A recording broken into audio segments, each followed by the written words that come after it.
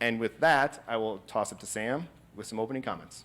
I just want to thank everybody for being here today. Obviously, it's a really exciting day for the organization and for the community, and especially being here in the Looper Center and having Marilyn here is a tremendous thing. She's a great friend of our program, and obviously, her efforts were tremendously important to the evolution of the community and the country at large.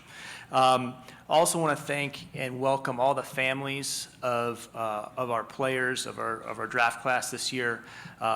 Those people are obviously critical to just the people that you're seeing in front of you and you're going to get to know over the course of time here in Oklahoma City. Their representation as well, we're really grateful to have great relationships with the agents and everybody that's associated with these players. I also want to take a moment to just also recognize all the different mentors, teachers, coaches that have impacted these young men throughout their lives. I think we cannot underestimate the influence of mentorship and the people that pour into young people as they're growing so they can get to these types of achievements. Not everybody's going to be an NBA player, but people are influenced by those around them and the people that are touching them as they go through the evolution of life. This is a culmination of a real journey for each one of these individuals. Every single one of them has gotten here on a different path. Each one of those paths has been unique, and every one of them has not been a steady rise or steady climb. There's been adversity for every single individual here, and one of the reasons why they've gotten here is because they have some of the qualities that we look for in young people when we choose to believe in them and to invest in them. I also think it's important to recognize that these guys are going to play a long time in the NBA, and as I said before, the journey is really, really long and arduous. But there's only one day that you get drafted, and there's only one day that you have your draft press conference. So I've done a few of these over the years, and I try to really not take them for granted because I know that it's the one time that each one of these guys is going to have this experience. So it's kind of like overseeing a wedding a little bit. And so I try to be very sensitive about that because it's a one-time thing and it's very important for everybody. And we've had a lot of great players that have come through our organization over the years, and they've had a day just like this, where the future is bright, but no one knew exactly what was going to happen. There was a lot of hard work in front of them. And this is kind of the starting point of their careers, and it's really exciting to be able to share this with every one of them. Last year, we had 4 players up here, and it was our first draft class of our opportunity to reposition and replenish the team.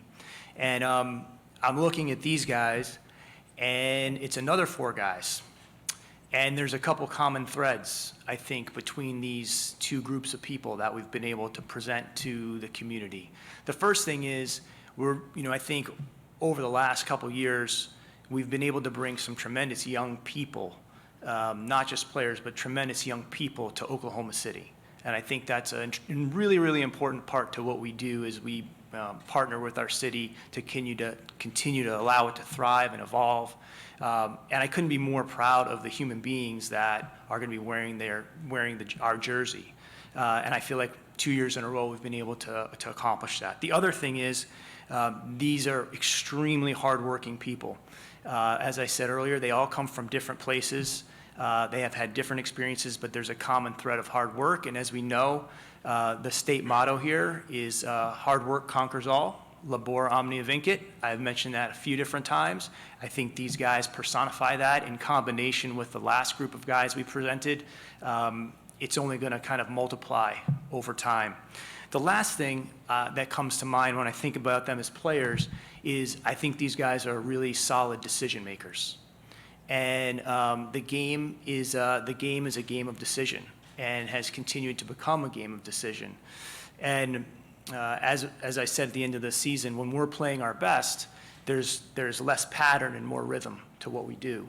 And these guys are rhythm players, and they're instinctual. And I think, again, when you combine that with the last group that we have, you can see that type of player amplifies those of the other people wearing the jersey with them. And that's really exciting. You have 3 stages at the draft, one, you find out where you pick, two, you select the player, and three, you have to develop the player. By far, three is the most important aspect of that process. It's also the longest. There's three key aspects to me in stage three that are really important. Number one, you have to be willing to stay with things longer in development because development is a process and not an event. The second is it's more meaningful when there's a group of people developing together because they're sharing experiences, and sports is about experiences and knowing each other, and not every experience is great, but when you're going through it together, it can be a very unique and gratifying thing. And that's, I think, what our team has been going through the last year, and I'm excited of what these guys are gonna add to that group. And the last thing is the people that have calm endurance through that process are more rare than people that are just talented. So as talented as these individuals are, the success that we're gonna achieve and they're gonna achieve individually will be based on their ability to endure what's really hard about the NBA, which is that it's a lot of adversity, there's a lot of demands, there's a lot of sacrifices, but when you draft someone, what you're essentially saying is you believe in them. And we believe in all of these guys, and we're really excited to bring them to Oklahoma City. I think they're gonna be well received as people and players, and just a round of applause for the journeys these guys have been on.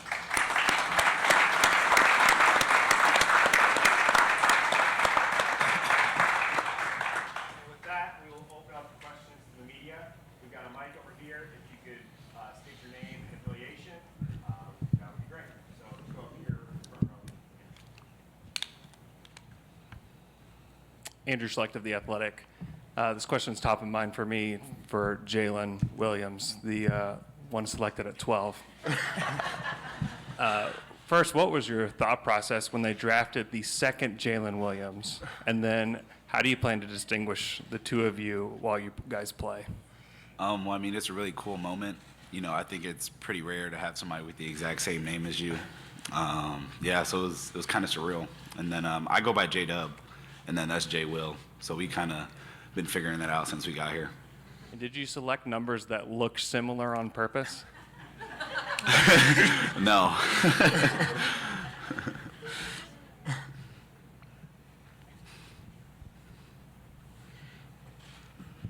Hey guys, Jenny Carlson with the Oklahoman. Sam, I was wondering if you could talk about the length that you got in this draft class. Three guys 6'10" and taller, but all have great length and height and wingspan. How did that factor into? I mean, they're all individuals, obviously, but is there something there with just the length that you got in this group? Well, I think, besides the physical, measurements of each player, I think in combination with the way that they process the game. And last year, I said that specifically we were talking about Josh and just the fact that, a big part of his selection was his ability to amplify those of the future players that we bring in. I feel the same way about this group of guys. They process the game extremely well. They happen to be really big, and I really felt that when I was walking up here, everybody together. And being around the families as well. I think, the combination of decision-making at that size, what it really does is, the other component to decision-making is it allows you to make better decisions with more time. Time is also a critical part of the game itself. And the best players in the world create time. And one of the ways you get added benefit and create more time is your ability to see over things. And so we've seen that play out with different players across the NBA. I think these guys are good decision makers on their own, but when you add the size to it, it creates more time, and everybody makes better decisions with more time. Joe Masato, the Oklahoman. Sam, sort of a follow-up to that question. You mentioned the same exact thing last year about maybe a shift in mentality of the types of players and the types of skill sets that you're looking for, and these guys certainly represent that with the combination of size and decision making. Was there a point that, going through this rebuild, you had a pretty blank slate that you wanted a team to look like this and have those sort of traits? Well, I wouldn't say that there was a shift in that. I just think that this is our 15th year, and for majority of the years that we were selecting deeper in the draft for the most part. It's also harder to get a lot of players on the court, with the level of teams that we had for the last 12 years or so. And when we were starting here, the game was like completely different. So I think Jenny asked me this question last year, and I was basically saying, like, it would be like saying to yourself, well, why didn't we have the Air Force at the Revolutionary War? Well, you can't take today's context of the game and place it on history, because that's not historical. That's like retrospective. The game has changed over time. We also have access to different types of players. And the other thing that's clear is the great players that drive winning in the NBA are unique and have their own identity. And we had a series of those. And your team takes on the identity of your best players. And the identity of our best teams over time, where we were always pretty big, we were extremely athletic, and we competed like at an extremely high level. That's how we stayed the course for over 10 years. We're at the beginning stages of hopefully another sustainable run of success.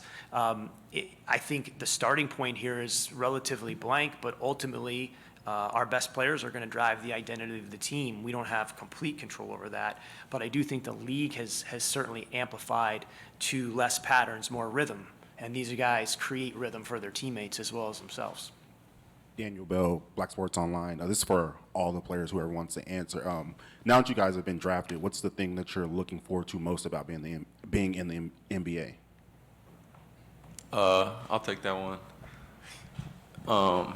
Putting on that jersey and lacing up my shoes. First and foremost, get into work, and then lacing up and playing with these guys. You guys can jump in if you'd like. See how unselfish the group is already? Yeah, I would definitely say the same thing. Just putting on the jersey for the first time would be definitely one of the things I'm looking forward to, but also competing at a high level and getting better. Nick Crane, Forbes. I'm going to make this easy. Question for both Jalen's. You guys each had the chance to play against Chet last year. From your vantage point, what makes him so special as a defender? I think just, being 7+ feet tall and being able to move the way he does and stretch the floor by the way he can shoot, I think he goes by, the unicorn term and kind of that, and I think that perfectly kind of describes what he's able to do offensively and defensively.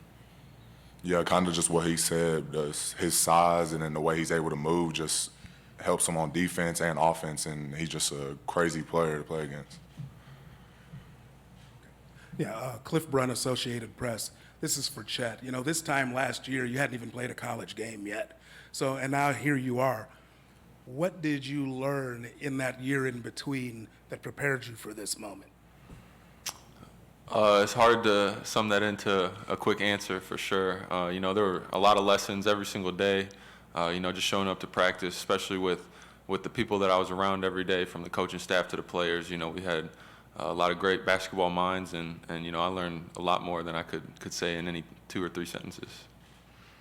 Daniel Bell again, this is for Chet. From all the reports, not sure if they're true or not, but all the reports said this is the place that you wanted to be. If that is true, can you talk about what it was about OKC that made you want to be here? Well, now that I'm here, I can, officially say, this is, where I want to be. This is a great organization, great city, great fan base to be in. And, again, it's hard to sum up why I would want to be here into a couple of sentences. I kind of said it best when I said it's a great organization with great people and, a great vision for the future. Jenny Carlson with the Oklahoman. Usman and Sam, could you talk a little bit about just how things went down on Thursday night? Usman, from your perspective, getting drafted, getting moved to the Thunder, and then Sam, obviously, to package 3 future first-rounders. You've been acquiring first-round draft picks like crazy. This was the first time you expended some. Mm-hmm. Why was it on Usman? Sure. For me, I was just happy to be in the NBA, and now I'm really happy to be part of the Thunder, the great organization, great people like Chet said, and I'm just happy right now.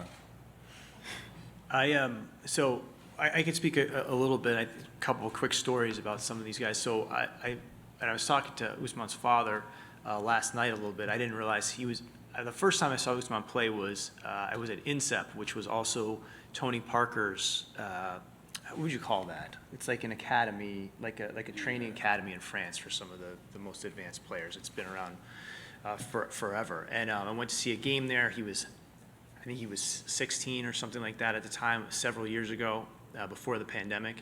I lost complete track of time since with the pandemic. But and that was the first time I saw him play. Then obviously when he went overseas, it was a huge challenge. I actually thought I was really fascinated by that decision because I think the easiest decision would have been to kind of stay in a comfort zone. And he pushed himself out of that, and it wasn't always the easiest situation for him. But we know some people on the teammates that he had, and they just spoke glowingly about his work ethic. And so that was that was really helpful. With the actual decision, the way I would look at that is we had 12 and 11. And so we wanted both players. So it was a way to get both players as much as it was to get one. So we were looking at the way the board was breaking. And, Jalen, a quick story on that one. I saw Usman was 16. The truth on Jalen is our eyes really opened to him later in this process. I wish I could tell you that last year at Santa Clara, we were like, this guy's going to be a lottery pick. That wasn't the case. But he beat the door down with the way he approaches the game.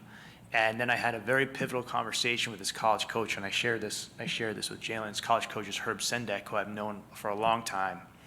And to hear the two people speak about each other. So I had dinner with Jalen, and he spoke so personally about his relationship with Herb. And then the way Herb spoke about Jalen and that relationship, it blew me away. That's the authenticity that those two had created in combination with going back and like watching the film again. It was like, it's kind of staring us in the face. And for our particular team, his approach to the game, can play everywhere. And I feel the same way about Usman. So it was like, these are guys that you had 2 draft picks, but they're filling a lot of different avenues for the team. So the price we paid for that was how do we get 3 players in the top 12 essentially. And that's how we came to that conclusion. James Jackson for the Oklahoman. I just want to talk to Jay Will pretty fast. Just what do you think you'll mostly contribute to this team going forward? Honestly, I feel like I'm just willing to do whatever the team needs me to do. Whatever the coaches, my teammates, whatever they feel like I need to do to help the team, I'm willing to do. I can be an energy guy, whatever it is. I'm ready for it. Can I add a story on that one too, just to help those, because they're so humble and are kind of seeing Jay Will play. J-Dub, thank you for clarifying that. That's helpful. But seeing him play is a blocker tackler. He's a guy that makes teams function, and he has big time passion to play, and he's physical. And those things I think are important for teams, and people are going to enjoy playing with him because of the things he brings to the table, and it's all about the collective for him, and you can see that in how he approaches things. My Chet story is watching him at USA Basketball several years ago, and he was playing against a lot of older players, but his impact on the game and his physicality and his willingness to put himself in positions as a competitor were very unique against some of the upper competition there. And I was going to that event, and he was a sophomore, and I had a couple people say to me, "You need to check out this guy from Minnesota." And so I spent a lot of time watching him, and it became pretty clear that people see his size obviously, but his ability to play within a team framework, but still be exceptionally talented, and see how that actually can be thrown into the team to boost its high-end performance is really unique. He's got an incredible team mindset, but an elite level of understanding of the game at his size. So that really stood out from day one. And then seeing him at Gonzaga was interesting because it was a little bit different because he was playing with an established team. And I specifically went to see him practice. We talked about this at San Diego because I just wanted to see how he carried himself amongst a group of older established players that are really, really good.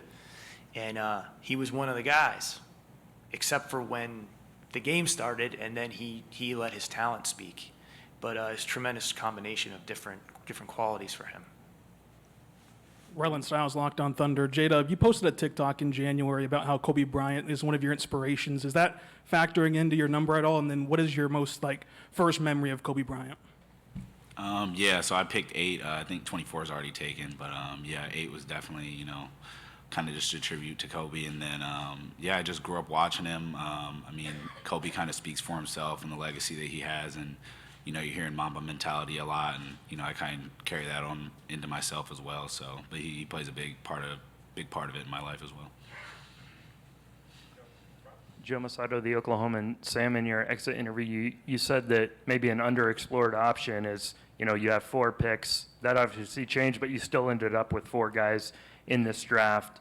What are you expecting the competition, for roster spots to look like this offseason? Yeah, just for just to clarify the question for everyone that wasn't at that last press conference, we had 4 draft picks, and there was an assumption that we wouldn't draft 4 players because we don't have 4 roster spots. But I think that's a antiquated way to look at the draft, because the training camp doesn't start until October. We're not going to pass on a player that we think that we believe in or we want to invest in because we don't have a roster spot that day. Those things are going to sort themselves out. There is going to be a lot of competition. Competition is healthy. These young men are now professional players, as well as the other players on our team are professional players. It's their job. They'll compete, they'll prepare, and there's things at stake. And that's part of being a pro athlete. But I don't think it makes sense for us to pass on opportunities to infuse talent into the team just because we can't fit the dinner table perfectly like that next day. Because what happens if one of the players you pass on could have expedited, the upside of your team at some point, but you're like, well, that day it didn't have room. We'll figure that out. It will sort itself out over time. And, I wouldn't shy away from doing that, in the future as well, because Clay and I talk about this all the time. We're competing in a league where, there are teams in our league that are spending $400 million on their team. And, for us, we have to utilize every advantage we possibly can to create competitive advantages. So, yeah, there might be some times that we have to move off a player or release a player that's making guaranteed money, but with where the NBA is going in terms of the infrastructure and the way the rules are designed, at least for now, those are decisions we have to make competitively. That's our competitive advantage, is our willingness to do that. And one more roster-related question from me. Apologies, not draft-related, but can you tell us where you're at with Lou on contract discussion talks and his upcoming option? Yeah, you know me well enough. I'm not going to comment on anything related to conversations we may or may not be having. The only thing I can tell you is that we have an option on that agreement, and obviously it's our plan to exercise that.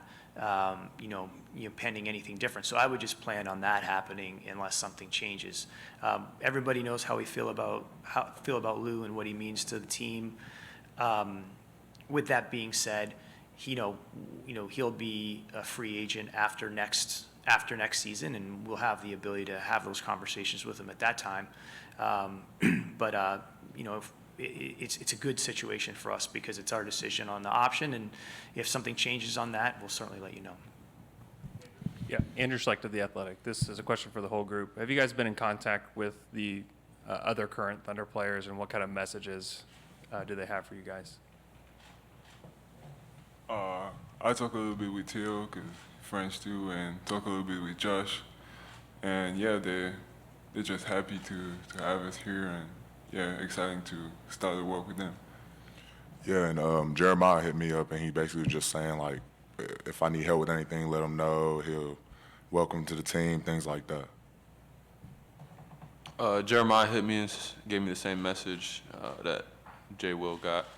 And then I've been in contact with Josh, and I actually met him last night, so we're ready to get to work. Quick follow-up. Do you and Josh have any prior relationship? I've just seen it on Instagram, but I don't know if you guys have like a real relationship other than that. Nah, before last night, I'd never met him before, never played against him or with him, but, that'll change. Yeah, okay. This is for Jay Will. These other three guys, they kind of had their celebrations on national TV, but we saw a great video of you getting the call and finding out that you were drafted to the Thunder. Can you just maybe take me through the emotions that you were feeling as you got that call and what your celebration was like? Yeah, for sure. It was an emotional night. We were supposed to invite only like 90 people, but since it was my hometown, I had more family there than what I expected. It was like 200, but so we had a lot of people there, and just sharing that moment, that energy, everything that was in the room with my family, it was something I'll never forget, and like I'll never regret having it in my hometown.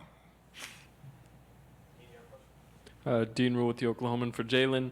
In relation to the story Sam just said, where going into last year you might not have been in that lottery pick range, what kind of changed throughout last season for you at Santa Clara to get there?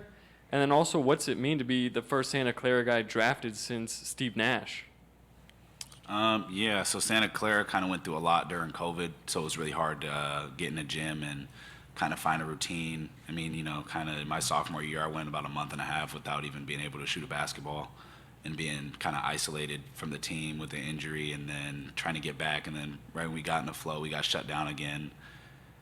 So it was kind of crazy in that regard, but just this past season, I was able to get in the gym and work out, and I think that really boosted my confidence again, just being able to kind of get a set schedule. So I'm happy that worked out, obviously. And then, yeah, I mean, it's kind of special to be kind of in the same breath as Steve Nash from a player aspect and be able to make history for a school and kind of put my school on the map in that regard. So it's definitely something that I'll take with me forever. We have time for one more question. Any other questions? All right. Let's go to Brandon Rabar. Brandon, whoa, sorry about that, jeez. Brandon Rabar, Daily Thunder. Quick question for Chet. How do you feel like you fit in with Shai Gilgeous-Alexander and Josh Giddey? I think that people are kind of looking at you three, to kind of base the offense around. Shai's such a good scorer, Josh Giddey's such a good playmaker. How do you think you fit in with those two? I feel like I fit in pretty well with them. Obviously, they're great players. They can do a lot of things on the basketball court. Shai's known as, a really good scorer. He can get anywhere on the floor that he wants to without much help. And Josh is a great passer. And both of them really shift the defense and, move the defense. So just going out there and being a great floor spacer, vertically and horizontally, whether it's lob threat, space the floor from three, find them in transition, whatever it might be, that coach draws up. I feel like I can go out there and help execute that and help make my teammates better as well as them help make me better. Thank you, everyone. For the photogs in the room, we're going to do the photos with the jerseys now. If you want to get in position for that, that'll conclude the press conference. Media.